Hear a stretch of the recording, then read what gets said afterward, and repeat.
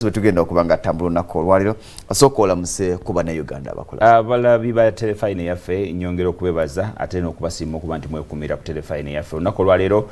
lunaku public holiday abantu bali waka ate tuli mu nteekateeka y'okuziika mukadde waffe Jacob Oulanyah olunaku olwaliro tugenda maaso nakutunulira bulamu bwe nteekateeka y'okuziika bweri ate oba oliawo n'ebyokuyiga ebiva mu kufa kwe ebibadde byetolodde mu kuzika kwe konna olunaku wali kumanye nti gwe naawe olina ky'oyinza okuba nti oyigamu ekikwata ku bulamu bwo ate nekikwata ku ggwanga lyo olunaku olwaleero bitugenda okuba nga twogerako. Webale nnyo Maurice Mukibi tujja kukkiriza nti amasomero ag'enjawulo okuli Kololo SS, Makerere University, St Joseph's College Laibi, St Dr. Bote College ya Boroboro tujja gamba nti gandi bali nago gali mukungu of course kubanga ono yali obi waabwe ye wamukuji yaite ne Law Development Center kubanga sibuli omuntu asoma amateeka agendayo abamu bakomaawo nata practicing ebigambo bingi n'embeera ebaddewo tujja kukkiriza nti newankubadde nga tuyinza okutunulira ennaku 19 bukyangava mu bulamu bw'ensi eno ng'ennaku z'omwezi 20 omwezi oguwedde naye ntunulira nnyo nti amawulire okusinga gasaasaanya nnyo n'okwatika nnyo mu bbanga tuyinza okugamba nti lya wiiki eno omuli ekya ssente embeera ebaddewo naye nga mu byonna ekimu ku byonna tunulidde bwe bumu obwayoleseddwa kubanga tukkiriza nti mu Northern Uganda cultures ezo tezikwatagana nnyo kiri awo abakyoli abalango n'aba West Nile naye nalabye obumu nga bagamba nti kyonna mu byonna omukulu Jacob Oulanyah tukitwale nti waffe ekintu oba oliawo kyentunulira nti kibulamu nnyo naddala kubanga kababeere nga opposition bakulaga nti bamwaniriza ng'owaabwe n'ebiteeso byonna bye bayisiza nga tewali akiwakanya nti mubbulemu enguudo ez'enjawulo ekintu kye ndowooza nti oba oliawo kibulawo nnyo wano mu Central Region tulina nnyo embeera yoga nti yeefiire bw'oba wa opposition ojja kulaba nga side eri tebakufaako nnyo bw'oba wa side eri ojja kulaba nga opposition tebakufaako nnyo I think kyabadde kyakuyiga kyamaanyi ndowooza waliwo ensonga nyingi ensonga esooka tukiteeke ku kibiina kye ekya NRM nti abo bogambye nti bakwatagana ate yabadde abatwala mu kibiina kya NRM nti ye vice president ye vice chairperson owa NRM Northern Region kati bw'otunula ekitundu ekyo kyonna kyonna nti abo bonna n'ababadde mu lukiiko abadde mukama waabwe mu kibiina abaka basuba mu 10 naye ne local councils ezo ezikulemberwa abamu nga ba NRM era nga n'abadde basuddemu abamu ku bakansala nga abamu ba NRM tobasuubira kuteesa mu ngeri ndala against their leader abadde owaabwe oba oliawo unity bw'ogitunulyamu kibi bateesezza babadde bateesa ku mukama waabwe babadde balina ogenda maaso n'okukola enteekateeka eyo bwe tudda ku babaka balina factors nyingi ezibagatta one okuva ku ntandikwamu abalaba nga baagala n'ekifo kya speaker kibeere kyabwe nga boogera lwatu nti speaker abeere waffe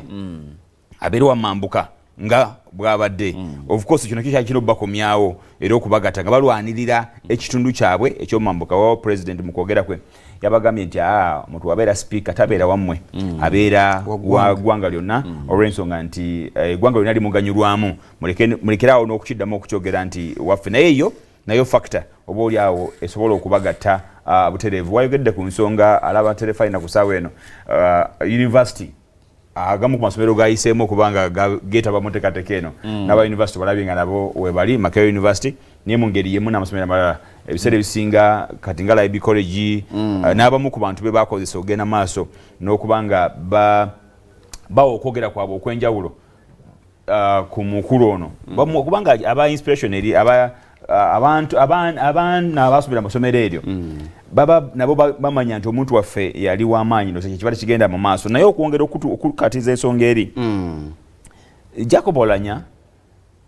olw'okuba nti ye speaker kati Uganda gwe tusobola okulaba ng'afa ng'ali mu ntebe ekyo kiteekawo precedents nyingi ezitabaddeewo era netufuna n'ebyokuyiga byetugambye ebitabaddeewo netufuna n'endowooza toba oliawo ye wanjawulo nnyo naye ng'ebimu ebimwetera ekyo bye bibadde nti afudde amateeka gabirambika dda nga ye speaker aliwo twayogedde dda nti enamba 3 netwogera nti controversy yaliwo eri okusooka okulonda kiwa abantu ebbeetu okwagala ennyo okumulowoozaako n'okumwogerako ennyo olw'embeera ezo eziba zibaddewo twalaba nga yakamala okufa ate badda butereevu mu nteekateeka za konda sipiika agenda kubanga mudda mu bigere ekyo kikulaga bulazi nti oba oli awo ebyo ebintu ebingi ebadde bituusa okwogera ku kufa kwe bye bifuudde okufa kwe okwenjawulo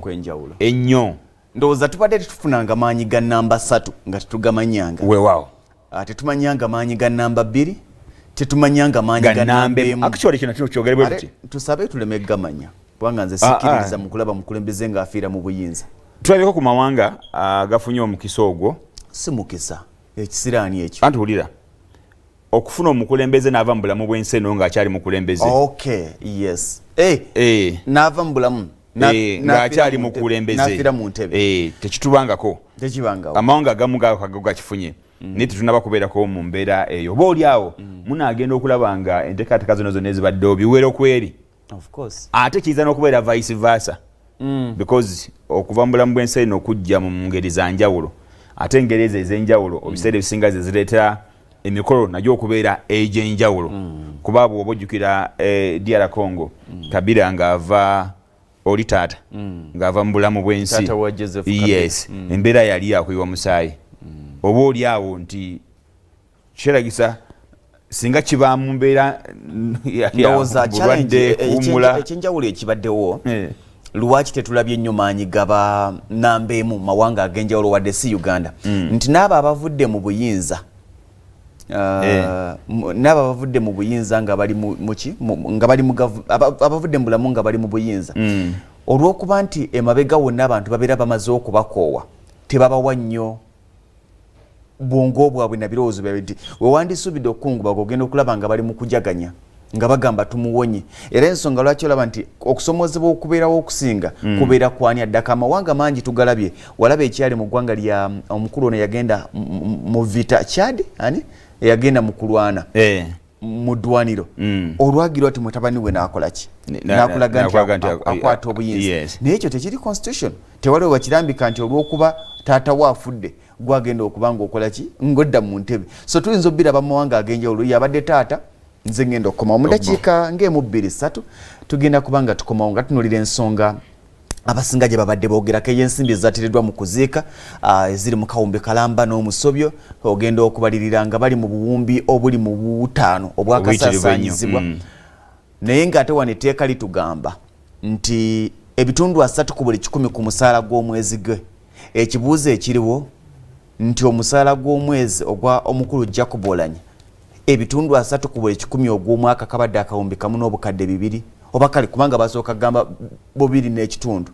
nti bubadde obuwumbi 2 n'obukadde 5 kubanga etteeka baali balimanyi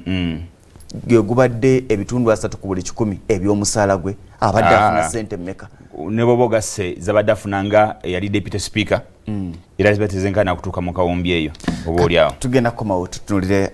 ensonga eyo n'ensonga endala ebadde eyogerwako eya Oulanyah Education Fund ogamba nti buli mubaka wa parliament agibweko akakadde kamu kateekebwe mu Oulanyah Education Fund kyokka nga at the same time n'ababaka bano balina ensawo zaabwe eziweerera abaana mu constituency zaabwe katujje